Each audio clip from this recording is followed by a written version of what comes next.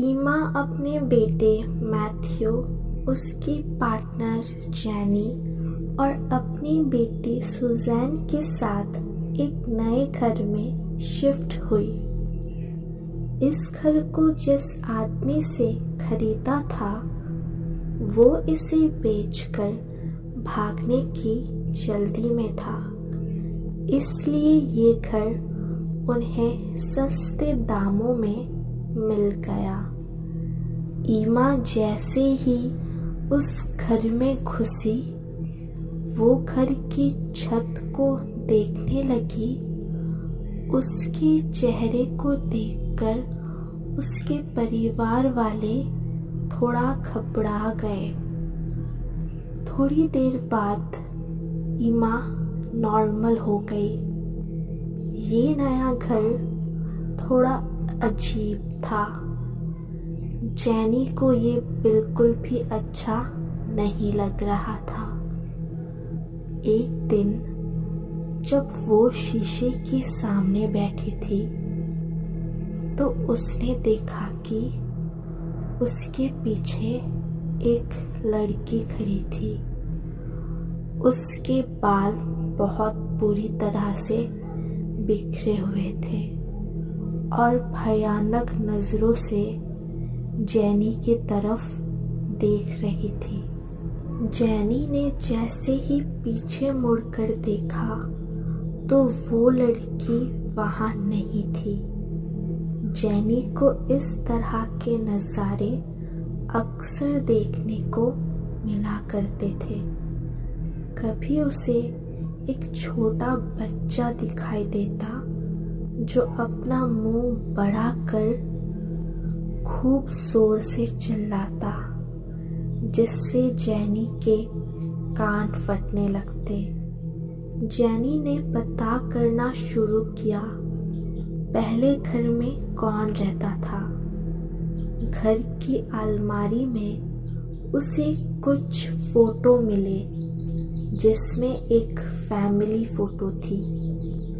उस family photo में वो बच्चा भी था जो जेनी को अक्सर देखा करता था। जेनी ने वो फोटो लिया और अपने घर के आसपास रहने वाले लोगों से उस फोटो के बारे में पूछने लगी। जेनी को एक आदमी से पता चला वो घर श्रापित है और इसलिए इस घर का मालिक इतने सस्ते में ये घर बेच के चला गया। उस आदमी ने बताया बहुत समय पहले उस घर में पति पत्नी और एक बच्चा रहते थे। पति बहुत शराब पीता था, इसलिए पति पत्नी के बीच हमेशा झगड़े होते रहते थे। दिन झगड़ा करते वक्त पति ने पत्नी को मार डाला और बच्चे ने अपनी माँ का खून होते हुए देख लिया और वो चिल्ला चिल्ला के भागने लगा। उस बच्चे का मुंह बंद करने के लिए उस आदमी ने अपने बच्चे को भी मार दिया, लेकिन औरत और उस बच्चे की आत्मा उस घर में रहने लगी।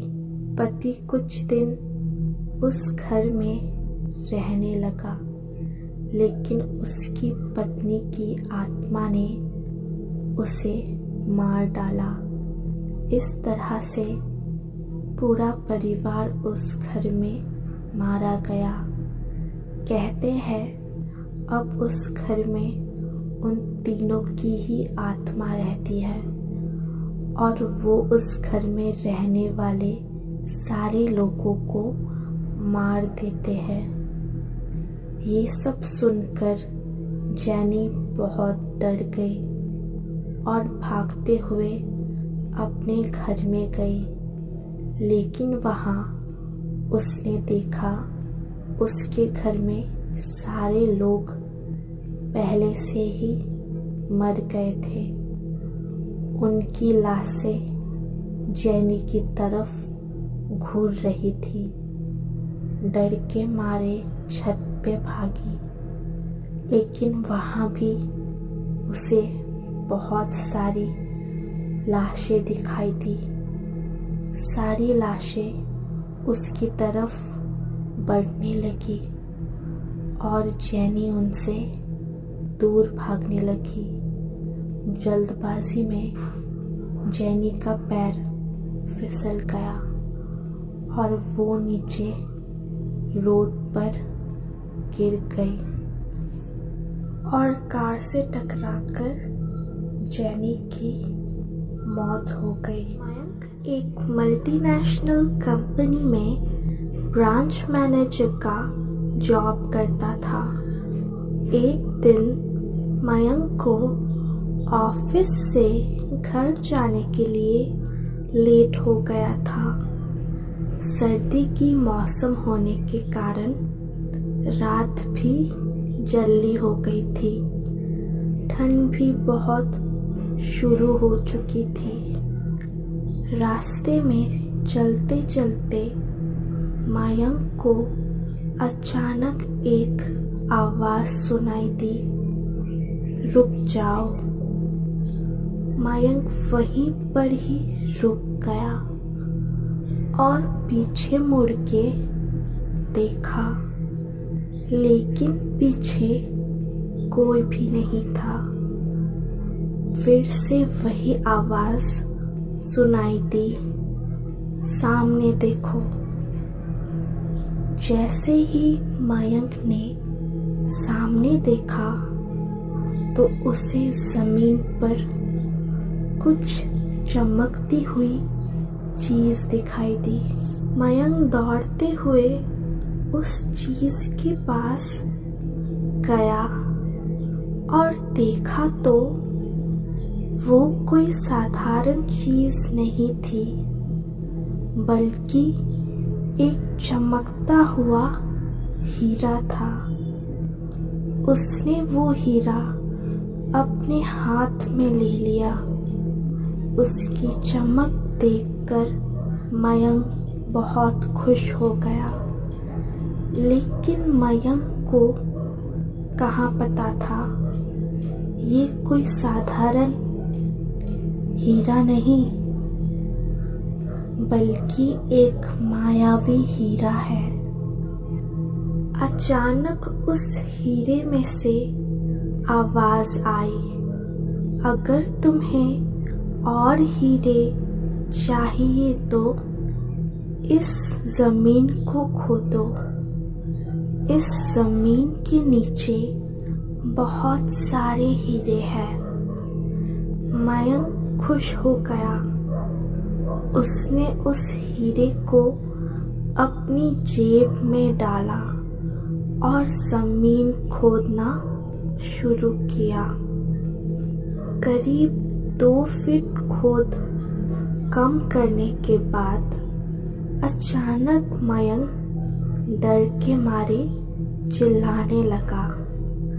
इसके कारण उसका संतुलन खो गया और जमीन पर गिर गया, क्योंकि उस गड्ढे में से हीरे मोती नहीं, बल्कि किसी इंसान का कटा हुआ सर मिला। अचानक वो सर हवा में उड़ने लगा और बोला, डरो मत, मैं तुम्हें कोई हानि नहीं पहुंचाऊंगा। मैं तुम्हें बहुत सारे हीरे भी दूंगा। बस मेरी बात ध्यान से सुनो। मैं जहाँ जाता हूँ वहाँ मेरे पीछे आओ। फिर वो सिर हवा में उड़ा और जंगल की ओर बढ़ने लगा। करीब 1 किलोमीटर चलने के बाद वो सिर रुक गया। मयंक भी रुक गया। फिर उस शेर ने मयंक से कहा, इस जमीन के भीतर बहुत सारे हीरे मोती छुपे हुए हैं। इस जमीन पे खोदो, काम शुरू करो। मयंक खुश हो गया और उस जमीन को खोदना शुरू कर दिया। खोदते खोदते उस जमीन के नीचे हीरा मोती तो नहीं मिले, बल्कि उस शरीर का कटा हुआ उसका आधा शरीर मिला। उस शेर ने कहा, अब तुम्हें एक आखिरी काम करना है, उसके बाद मैं तुम्हें माला माल कर दूंगा। तुम्हें कहीं से भी एक लौटा खून लाना होगा। मयंक ने बोला, एक लौटा खून? पर मैं एक लौटा खून कहाँ से लाऊंगा? उस शेर ने कहा, चलो मेरे साथ। वो डरावना चेहरा मयंक को साथ लेकर थोड़ी दूरी पे गया। वहां उसे एक इंसान को जाते हुए देखा। वो शेर बोला, उस इंसान को मारकर उसका खून ले आओ। मयंक डर गया और बोला, नहीं नहीं, ये मुझसे नहीं होगा, मैं ये नहीं कर सकता। अगर तुमने ये काम नहीं किया तो मैं तुझे बहुत बड़ी मुसीबत में डाल दूंगा, फिर तुम्हारी पूरी जिंदगी नर्क बन जाएगी। मयंक ने हाथ जोड़कर उसे कहा, मुझे माफ कर दो। अगर मैंने उसे मारा तो मुझे पुलिस गिरफ्तार कर देगी और मुझे जेल जाना पड़ेगा। उस शेर ने अपने तंत्र मंत्र की शक्ति से एक छुरी और लोटा प्रकट किया और गुस्से से बोला, अगर तुम मेरा ये काम नहीं करोगे तो मैं तुम्हारे पूरे परिवार को मौत के घाट उतार दूंगा। मयंक ने मजबूरी में आकर उस आदमी को मार डाला और उसका खून लेकर उस शेर के पास गया। वो शेर खून को देखकर बहुत खुश हो गया और बोला, ये खून मेरे सिर पे डाल दे। उस शेर के कहने पर मयंक ने खून को उसके शरीर पे डाल दिया। फिर कुछ ही देर में वो कटा हुआ सिर उस शरीर पे जुड़ गया। ये सब देखकर मयंक की हालत अब खराब होने लगी। वो उस भूत को देखकर काफी डर गया। जैसे ही वो भूत जिंदा हुआ तो जोर जोर से हंसने लगा और डरावनी आवाज में बोला, तुमने बहुत बड़ी गलती कर दी कि तुमने मुझे फिर से जिंदा कर दिया। अब मैं सिर्फ तुम्हें नहीं बल्कि इस पूरे शहर को मौत के घाट उतार दूंगा। डर के मारे मयंक के मुंह से आवाज भी नहीं निकल रही थी। वो अपनी जान बचाने के लिए वहां से दौड़ा, लेकिन उस भूत ने छलांग लगाकर मयंक को जमीन पे गिरा दिया और बोला, मुझे बहुत भूख लग रही है, अब मैं तुम्हारा मांस खाऊंगा। जैसे ही उस भूत ने मांस खाने के लिए आगे बढ़ा कि तुरंत ही उसका सिर गिर गया। मयंक समझ नहीं पाया कि आखिर ये चमत्कार हुआ कैसे। जब मयंक ने पीछे मुड़कर देखा तो एक अघोरी बाबा खड़े थे। उस अघोरी बाबा ने कहा, जब तुम उस आदमी को मारकर उसका खून ले जा रहे थे तभी मैंने तुम्हें देख लिया था और समझ गया था कि कुछ तो बुरा होने वाला है। इसलिए मैं तुम्हारे पीछे पीछे यहाँ तक चला आया और मैंने अपने मंत्र की शक्ति से उस भूत को फिर से मार दिया। अब तुम निश्चिंत होकर अपने घर जाओ। अब तुम पर कोई खतरा नहीं है। आज भी मयंक उस बात को याद करता है तो उसकी रूह तक कांपने लगती है। भी हैलोवीन की तैयारी में लगा था। उस रात उसके चाचा एंडी ने उसे डिनर पे बुलाया था। एंडी की पत्नी 4 सालों से लापता थी और तब से वो थोड़े अजीब से हो गए। डेविड को उसके चाचा बिल्कुल भी पसंद नहीं थे, लेकिन उसे अपनी चाची से बहुत लगाव था। इसलिए वो उस दिन 4 साल के बाद अपने चाचा का हालचाल जानने के लिए वहां गया।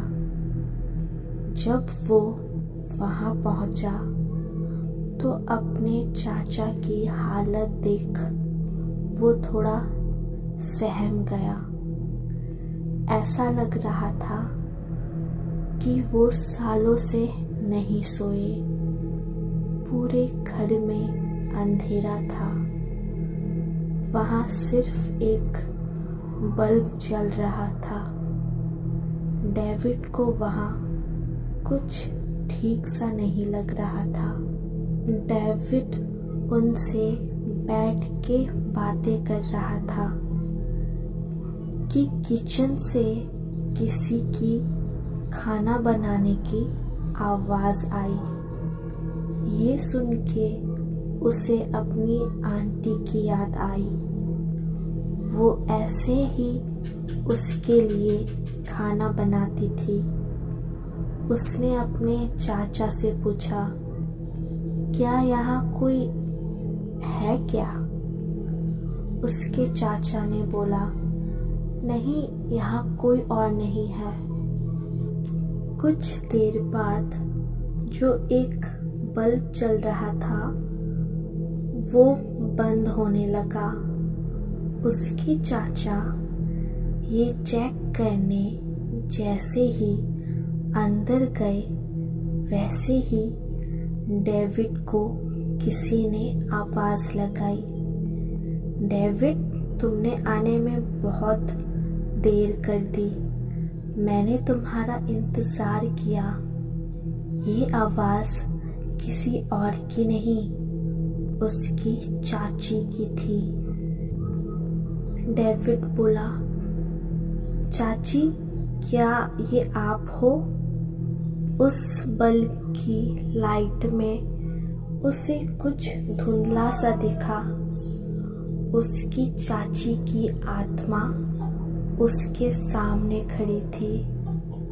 फिर वो आत्मा घर के नीचे वाले कमरे में गई। डेविड डरते डरते उसके पीछे गया। उसके नीचे जाते ही वो आत्मा गायब हो गई।